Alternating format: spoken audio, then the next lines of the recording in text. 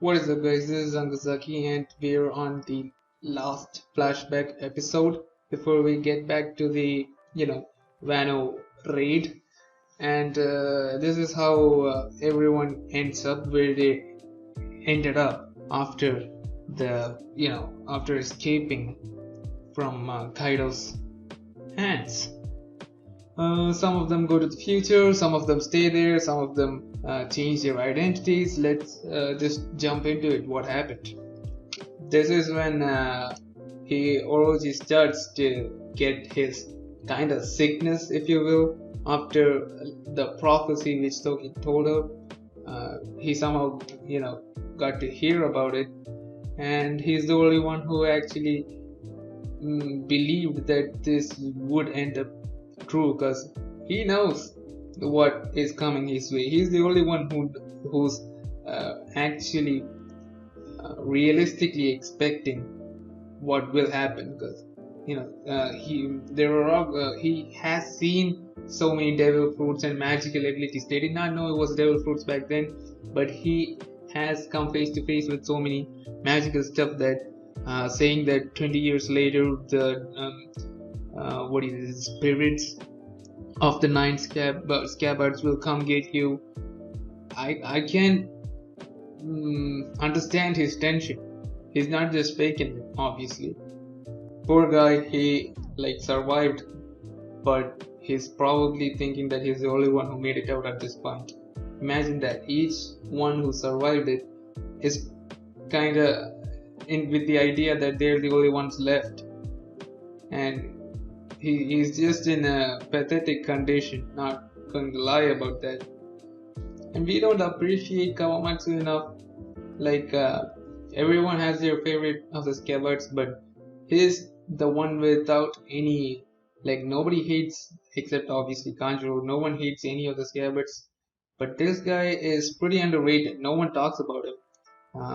He's just cute. He was cute when he was a kid. He is still cute. He will be cute 20 years later too, not to mention badass.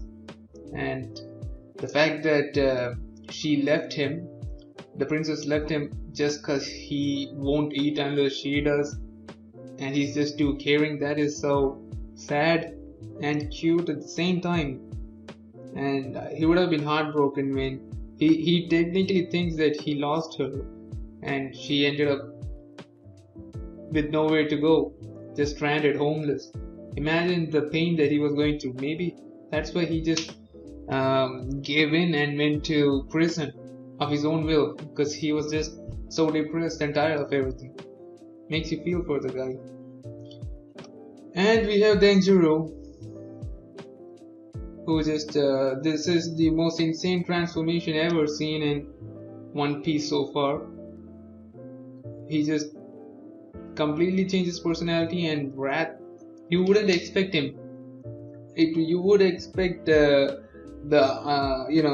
of the mains or Kinemon to have this change of personality, because they were the most close. He was also close. He's like the second one.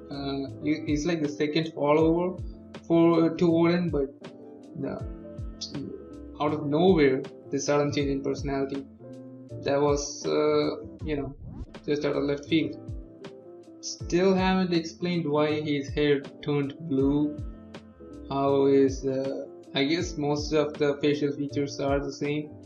He had got a sideburn out of nowhere. We know that Oda did this in purpose so that we won't recognize him. But yeah, that he also changed in physique also. I'm thinking he at least gained a foot. He's a bigger dude now. He looks bigger than Kinemon. But I never understood why he had this role, why he was doing this. He was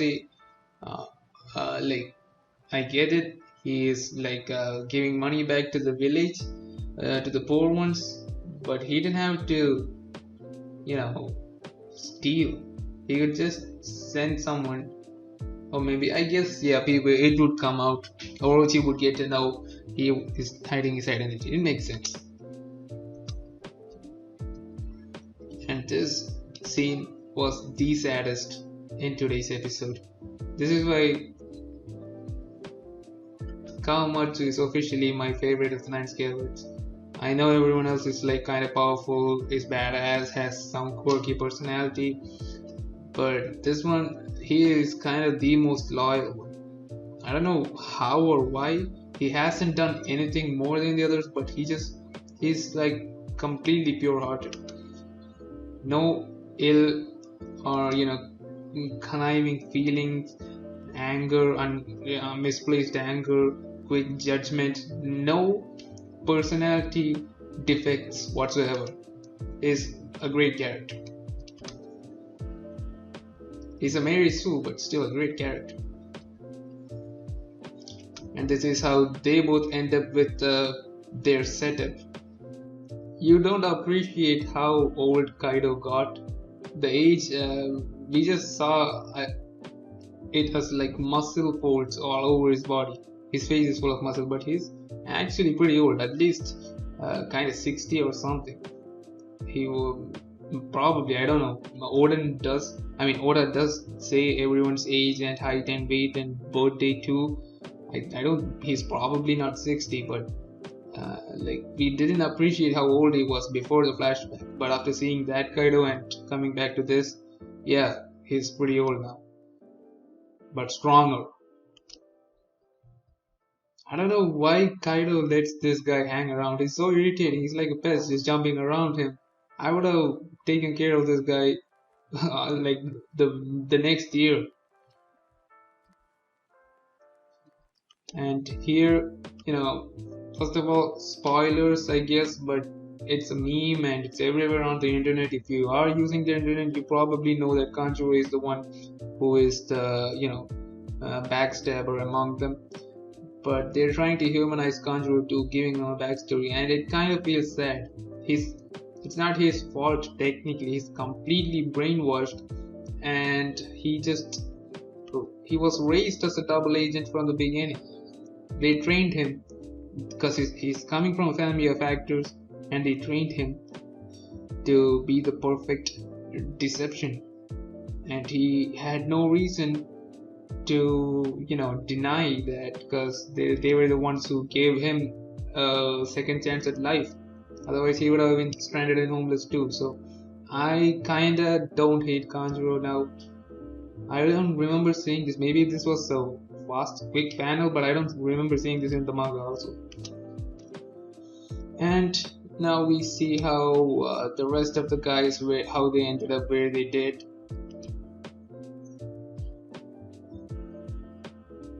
The ship gets stranded, and Kanjuro splits up from them early. Raizo ends up in Zou. They both split up. For some reason, Kinemon went after Kanjuro and not after this, not after him, not after Momo. Why not? I don't know. And why they just said he just climbed onto a random ship. Momonosuke got on board a mysterious ship. Why? Who called him? Who baited him? Why would you just leave? You have a mission. God damn it. Okay, Kinemon pursued that ship and got separated from Kanjuro. Okay, that's how they ended up there. How did Kanjuro end up in Dressrosa? Don't know.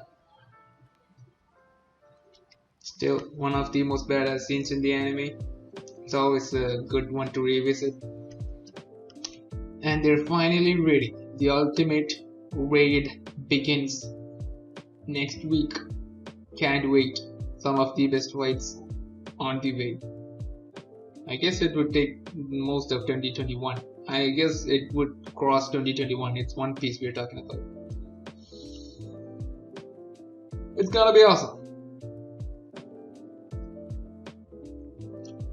So yeah, that was it for this episode. There's not much that happened. It's just the flashbacks, although important and awesome. Kind of was getting a little tired of watching the flashback. I wanted to get back to the current timeline, and since we're doing that from next week, hopefully the interest picks up. many people I know, they were like just holding on till the flashback was over with, but I don't know why. This is like a major part of the story, especially involving Roger and Whitebeard and everyone, so there is no reason to skip this. There are people who think this is filler. I have nothing to say to that, but yeah, this episode was alright, not something crazy, because like there wasn't much action happening or any cool moments or anything, but unnecessary episode. We'll be back here next week, so comment what you thought below, subscribe, like, share if you want to. I will see you guys in the next one.